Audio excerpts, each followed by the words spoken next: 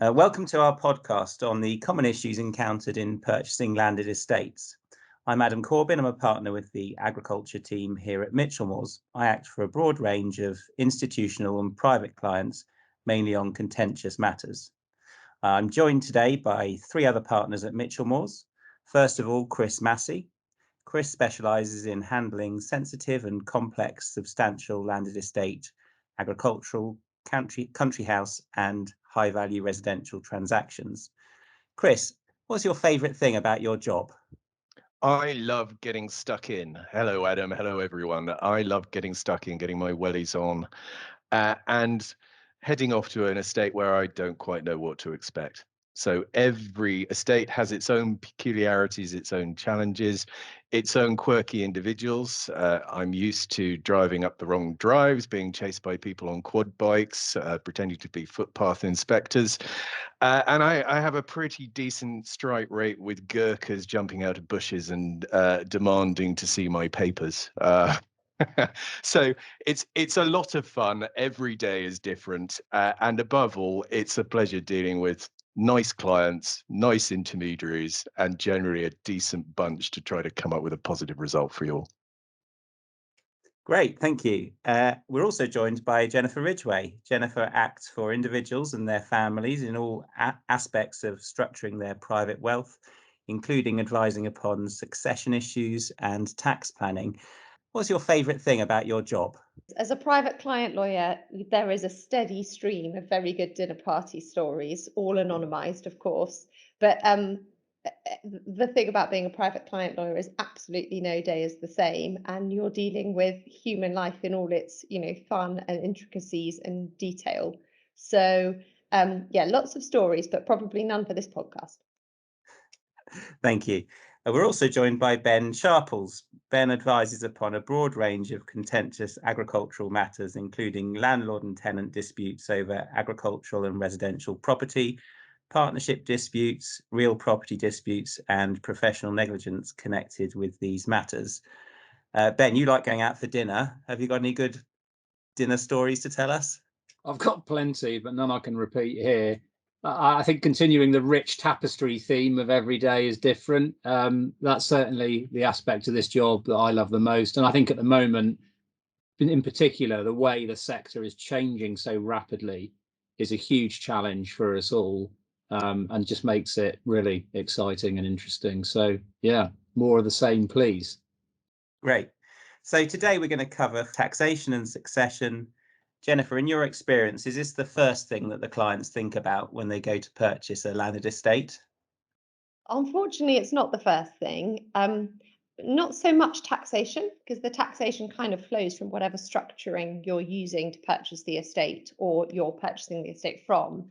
But I would say structuring and succession, that would be a really good place to start on any purchase, but actually it's not always where clients start. And that's something that, through working with good advisors, you can hopefully change. I mean, it's really helpful when we're working with clients if we can get involved in terms of thinking through what kind of a structure is this estate sitting in now, and what kind of structure do I want to put in place on my purchase of the estate for the future. If we can have those conversations early, it is better for everyone, not only at the point of purchase, but also much further down the line. So I tend to start with clients by kind of, slightly frustratingly for them, asking a bunch of questions, because once you've understood kind of where the client's coming from and what they're planning, that's the way then to think about, look, should we be thinking about structuring? What might the tax implications be? And what might this look like in the future going forward? So I typically would ask clients things like, what are you planning to do with this estate? Are you planning to run this as a business? And if it's going to be a business, what kind of business are we talking? Are we talking like a trading business, some kind of in-farm, in-house or in-hand kind of agricultural or farming elements and other commercial elements, the commercial parts to this business? Or is it more, you've more got an idea that you're going to be letting agricultural land to tenants rather than taking the farming and any of the business aspects in hand yourself? And kind of flowing out of that, what sort of income expectations does the purchaser have from the estate? Is it about income? Is it about running a business? Or is it just about purchasing something really lovely because it's such a special place and it's a really wonderful place to be or have a family? And also, kind of along those lines, we often start to say to clients, even if they're nowhere near it now, have you done any thinking about succession? Is that something that might be important to you? Is that something you want to consider now? And kind of there are a number of ways, and everyone on this podcast knows this, there's a number of ways that you might think about purchasing a structure, structuring a purchase rather, for a landed estate. And which one might be right would depend completely on the answers to those sorts of questions.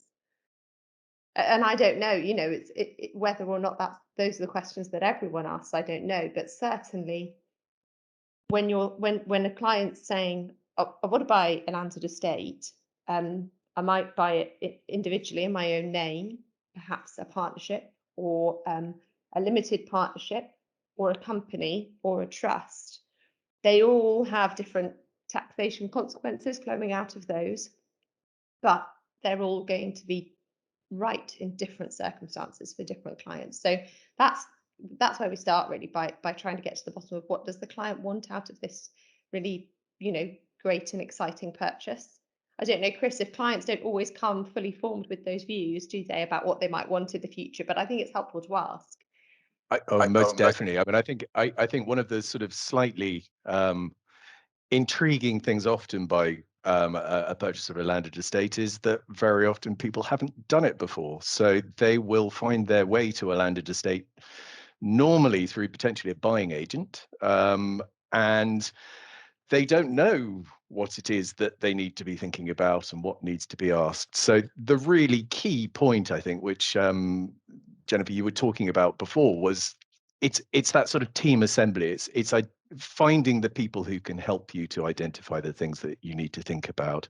I mean, speaking selfishly myself, I'd say the more warning we have of the potential that you might be looking to purchase something, the more sensible we can be in providing you with advice, and the better prepared you can be when you come to the table to submit an offer. So we just ask to be involved. Your buying agent, one would hope, would be in contact with us, and there's lots to be thinking about and lots to be getting on with, but that's what we're here to help with. And the way we approach, you know, the advice that needs to be given depends a lot on the motives for buying an estate, and those can be many and varied and are getting more numerous as the days go by, and we're already seeing and hearing of the market changing because people are buying land with a view to planting trees, to looking at natural capital opportunities, payments for environmental services. And that's changing, you know, the way that land is valued. Traditionally unproductive land is perhaps becoming more valuable, but it also puts a different slant on things from a taxation perspective and from a conveyancing perspective. And getting that sort of information up front, that information about motives and why it's being purchased, is, I think, also important. And I think kind of looking further down the line, when we're working with estate owners, some of the most successful approach it, you know, rightly, like running a sort of diversified business, because that is often the way that things end up panning out on a successful landed estate. And I think, you know, you approach, and, you know, this is completely normal, but we might approach buying a house in quite a different way that we would approach buying a diversified business. And actually remembering that you might end up with the latter is quite a helpful thought to have at the back of your head, I find, when talking to families about their new purchase and the purchase of a landed estate. Chris, are there any particularly popular vehicles, or you know, when people come to you and want to buy an estate, do they often say that they want to buy through a company or something in particular? Well, I mean, there is a rich stream of people use the S word, the straightforward word, which is always a slight worry when that gets introduced in an initial conversation. But the S word would normally be slipped into a conversation about some form of SPV, where somebody is looking to perhaps structure a purchase where they will purchase a company that owns an estate, which can be phenomenally attractive to a purchaser because you're paying stamp duty on shares rather than stamp duty land tax at rather more hefty rates on land. It presents its own challenges to a vendor because vendors obviously are going to need to make sure that titles are actually registered in the names of a company, and if there's retained land, all the necessary rights and reservations are in place ahead of time. It does mean there's a certain leap of faith because people are ultimately going to find themselves with land held in a new corporate structure, which potentially might not shift and could remain in your ownership later on. Jennifer, is there anything you want to add to that? I agree with you. That's, we often see that. But I think the main thing is that whatever the plan is and the proposals are for a purchase, the importance, I guess, of working, as you said at the beginning, with a team. So, we find quite a lot of people may have an idea of buying, as you say, through an SPV, but it's really helpful either from lawyers or accountants to get some tax advice on that early on, to understand what the tax consequences of that might be further down the line, because there can be some taxes which kind of sneak in and make that maybe a less attractive option, especially if you want a lot of income to come out of that structure. And equally, we find some people who are quite keen on the idea of a foreign structure for a purchase, and generally that's not going to be a good idea. For a number of reasons, but sometimes they may have heard that that's a good idea, and actually the devil's in the detail, as they say. Probably should flag while we're on the tax front that the potential deal buster very often is VAT. And I recall, and I rather hope they're not listening at the moment, that I was involved on a sale where it took a little while for our vendor clients to come back with all of the information that we'd requested at the outset. And unfortunately, one of the things that flowed through this late information was that they'd elected to waive their VAT exemption, which led to horrendous difficulties for purchasers because it could not be undone. So it's a bit of a shocker. That's right. And actually, of all the questions that I listed about sort of what are your intentions around what's the future of this estate look like, another key question is looking back at the seller, and it's essentially, is this land opted for that, because that may well impact on the structuring and process of the purchase. What about structuring disasters? Have any of you come across anything that's in hindsight turned out not to be a good idea?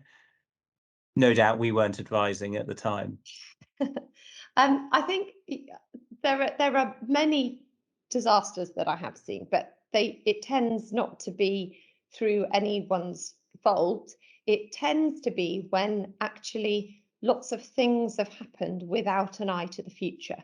So when people have gone through a series of purchases, often is when the problems come in. So bought one, block of land at a lovely house, and then added on over time different things, and taken steps at each point just to deal with the issue in front of them, like, I'd rather be more tax efficient on this particular bit of the purchase or whatever.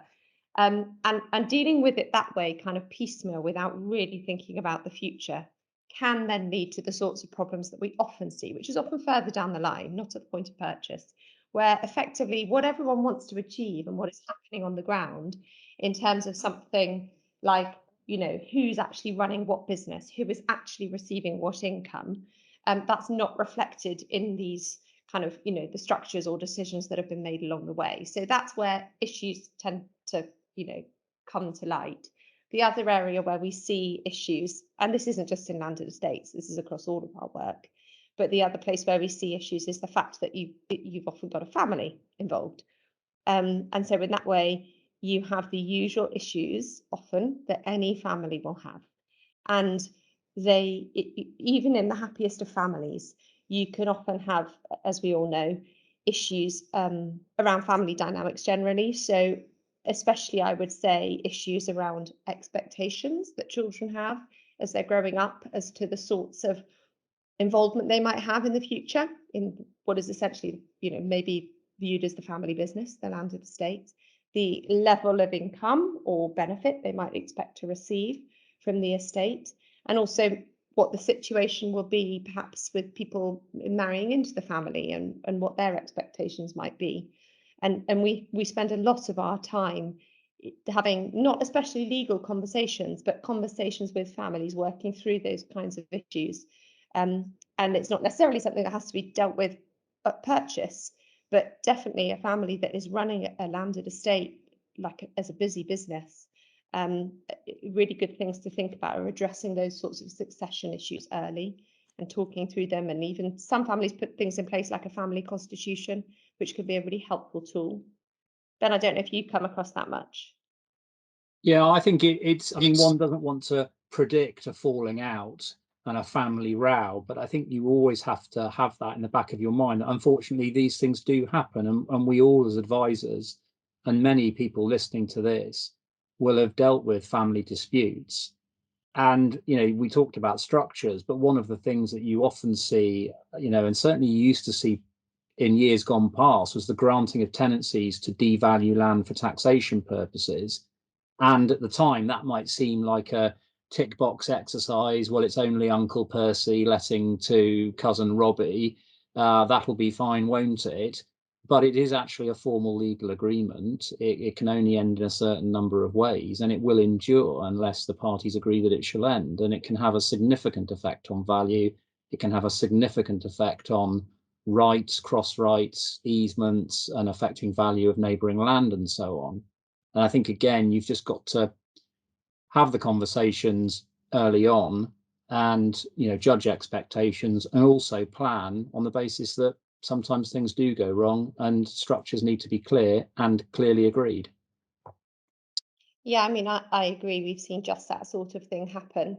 And we've seen very historic arrangements. That's kind of what I mean by these little step-by-step things that end up coming back to bite. And those sorts of arrangements being made that don't reflect, as I say, really what people's expectations are and really what people intend to happen in the future on the ground.